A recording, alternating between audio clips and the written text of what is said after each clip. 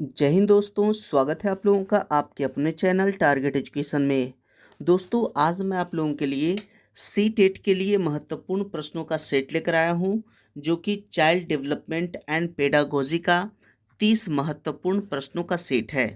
दोस्तों, अगर आप मेरे चैनल पे नए हैं तो चैनल को सब्सक्राइब जरूर कर लें, बेल आइकन को जरूर दबाइए ताकि इसी प्रकार की महत्वपूर्ण वीडियो की नोटिफिकेशन आप लोगों तक आसानी से पहुंच सके।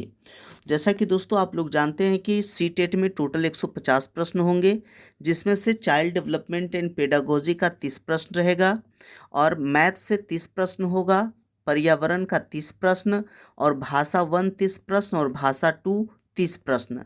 इस प्रकार से टोटल 150 प्रश्न होंगे और टाइम भी रहेगा 150 मिनट का। तो दोस्तों आइए शुरू करते हैं आज का ये पहला प्रश्न। जी हाँ, आज का पहला प्रश्न है कि बच्चों के संदर्भ में विकास के अंतर्गत खाली स्थान आते हैं।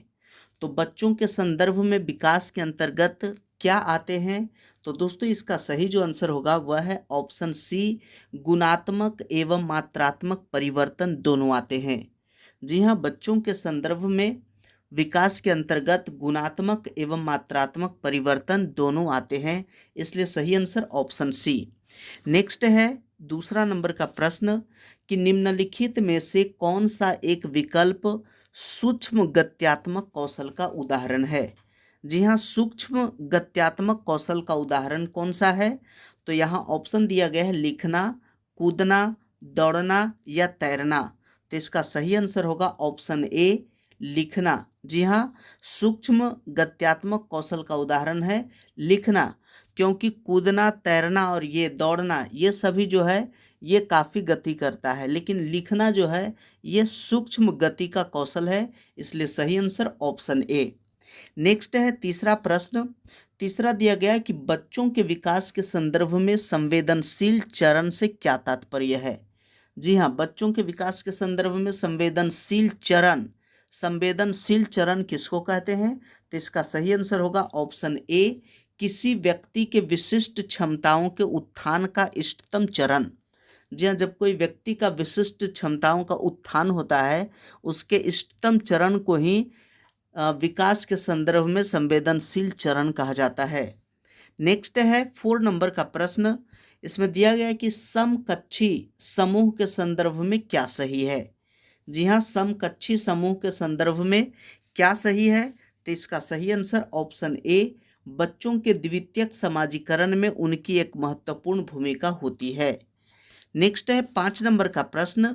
जी हाँ, 5 में दिया गया है कि इनमें से कौन सी उप अवस्था लॉरेंस कोहल वर्ग के नैतिक विकास की पारंपरिक अवस्था के अंतर्गत आती है? जी हाँ, कौन सी अवस्था जो है वह लॉरेंस कोहल वर्ग के नैतिक विकास की पारंपरिक अवस्था के अंतर्गत आती है? ऑप्शन कहता है अनुदेशन, उद्देश्य एवं आदान प्रदान या सार्वभौमिक नैतिक सिद्धांत, अनुबंधन नैतिकता एवं अधिकार व कानून, और डी कहता है सामाजिक सरोकार और आत्मबोध। तो इसका सही आंसर होगा ऑप्शन डी, सामाजिक सरोकार और आत्मबोध। नेक्स्ट है 6 नंबर का प्रश्न। 6 में कहता है कि समायोजन घटित होता है। समायोजन कब घटित होता है? तो इसका सही आंसर ऑप्शन बी, बच्चे अपने वर्तमान अस्किमाओं एवं परिवर्तन करके नए अनुभवों के अभिप्राय को समझते हैं, तब उसी को कहते हैं समायोजन घटित होना। नेक्स्ट है 7 नंबर का प्रश्न।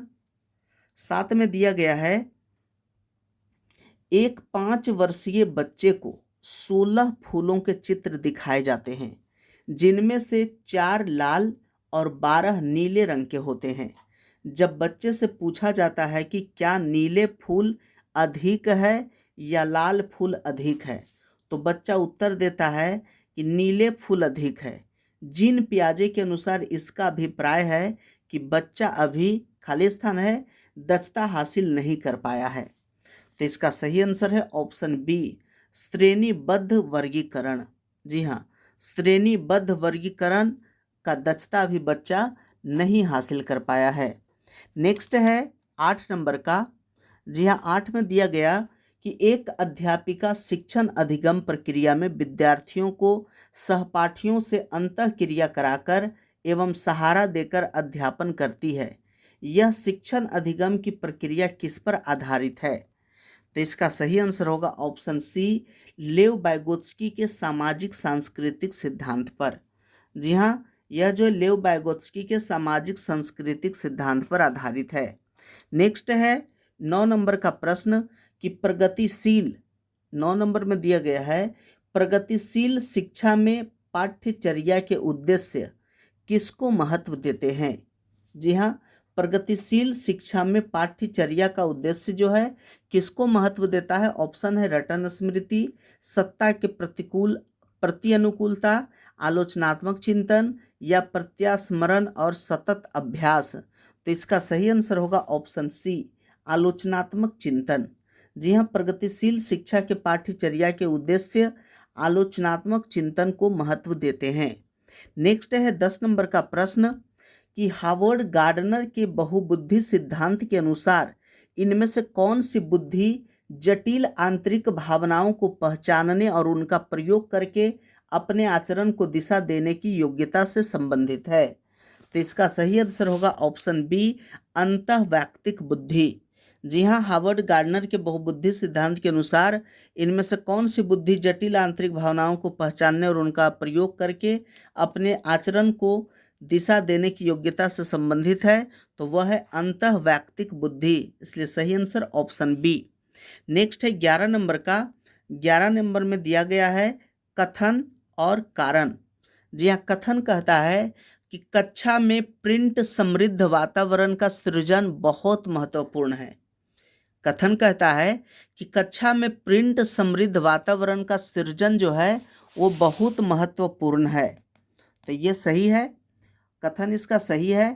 फिर कारण कहता है कि उपकारी वातावरण भाषा विकास में अर्थपूर्ण भूमिका निभाता है। यह भी सही है। तो यहाँ देखिए ऑप्शन ए है सही, क्योंकि ए और आर दोनों सही है और आर जो है ए की सही व्याख्या करता है। जब आर ए की सही व्याख्या करता है तो इसका आंसर सही होगा ऑप्शन ए, क्योंकि ए और आर दोनों सही है और आर जो है ए की सही व्याख्या करता है। नेक्स्ट है 12 नंबर का प्रश्न। 12 नंबर में दिया गया है कि खाली स्थान है, शब्द का प्रयोग जैविक अंतरों के लिए होता है, जबकि खाली स्थान शब्द का प्रयोग उन विशेषताओं और स्वभावों के लिए होता है जिसे कि एक विशिष्ट संस्कृति पुरुषों और महिलाओं के लिए उपयुक्त मानती है। तो यहाँ इसका सही आंसर होगा ऑप्शन ए, लिंग और जेंडर। जी हाँ, लिंग जो शब्द है, लिंग शब्द का प्रयोग जैविक अंतरों के लिए होता है, जबकि जेंडर शब्द का प्रयोग उन विशेषताओं और स्वभावों के लिए होता है जिसे कि एक विशिष्ट संस्कृति पुरुषों और महिलाओं के लिए उपयुक्त मानी जाती है। इसलिए लिंग और जेंडर इसका सही आंसर होगा। नेक्स्ट है 13 नंबर का, 13 में दिया गया है 13 का प्रश्न कि बहुभाषी कक्षा के लिए निम्नलिखित में से कौन सा कथन सर्वाधिक उपयुक्त होगा? जी हाँ, बहुभाषी कक्षा के लिए मतलब जिसमें एक से अधिक भाषा के विद्यार्थी हो, तो बहुभाषा कक्षा के लिए निम्नलिखित में से कौन सा कथन सर्वाधिक उपयुक्त होगा? इसका सही आंसर होगा ऑप्शन बी, शिक्षक को सभी भाषाओं का सम्मान करना चाहिए और छात्रों को उस भाषा में संवाद करने के लिए प्रोत्साहित करना चाहिए जिनका प्रयोग करने में उन्हें आसानी हो। नेक्स्ट है 14 नंबर का प्रश्न। 14 में दिया गया है कि निम्न में से कौन सा कथन मूल्यांकन हेतु मानकीकृत परीक्षणों के संदर्भ में सही है? जी हाँ, कौन सा कथन जो है मूल्यांकन हेतु मानकीकृत परीक्षणों के संदर्भ में सही है? तो इसका सही आंसर होगा ऑप्शन बी, वे मूल्यांकन के सख्त ढांचों संरचनाओं पर आधारित है। नेक्स्ट है 15 नंबर का प्रश्न। 15 में दिया गया है कि निम्न में से कौन सी विधि अधिगम के लिए आकलन हेतु उपयुक्त है? अधिगम के आकलन के लिए कौन सा विधि उपयुक्त है? तो इसका सही आंसर है ऑप्शन बी, बच्चों के संप्रत्यय बुद्धि का नियमित प्रलेखीकरण। नेक्स्ट है 16 नंबर का कि एक अध्यापिका अपने विद्यार्थियों को गणित के सवालों के उत्तर तक पहुंचाने की प्रक्रिया को व्याख्या करने के लिए बढ़ावा देती है। अधिगम की प्रक्रिया के संदर्भ में यह कौन सी तकनीक है? तो इसका सही आंसर ऑप्शन डी, अधिसंज्ञानात्मक कौशल के विकास में मददगार है। जी हाँ, यह जो है अधिसंज्ञानात्मक कौशल के विकास में मददगार है। नेक्स्ट है 17 नंबर का कि समावेशी शिक्षा, 17 में दिया गया है कि समावेशी शिक्षा किन विद्यार्थियों के लिए अधिगम के उपयुक्त स्तर मान रखती है? तो ऑप्शन कहता है सृजनात्मक, स्वलीन, अधिगम विकार या मानसिक रूप से चुनौतीपूर्ण। तो इसका जो सही आंसर होगा वह है ऑप्शन डी, यानी कि 1, 2, 3 और 4, यानी कि ये सभी। जी हाँ, समावेशी शिक्षा किन विद्यार्थियों के लिए अधिगम के उपयुक्त स्तर का मान रखती है? तो ऑप्शन डी होगा, यानी कि सभी, सृजनात्मक, स्वलीन, अधिगम विकार या मानसिक रूप से चुनौतीपूर्ण। नेक्स्ट है 18 नंबर का कि एक ऐसी दशा जिसमें कोई बच्चा पढ़ते समय कुछ अक्षरों और शब्दों को हटा देता है या प्रतिस्थापित करता है या फिर उल्टा कर देता है, वह क्या कहलाती है? तो सही आंसर होगा ऑप्शन ए, वाचन वैकल्य कहलाती है। नेक्स्ट है 19 नंबर का कि बिंदु अपने आप से परियोजनाओं पर कार्य करने के लिए बहुत उत्साहित रहती है। वह मौलिक एवं अभिसारी समाधानों को खोज कर लाती है।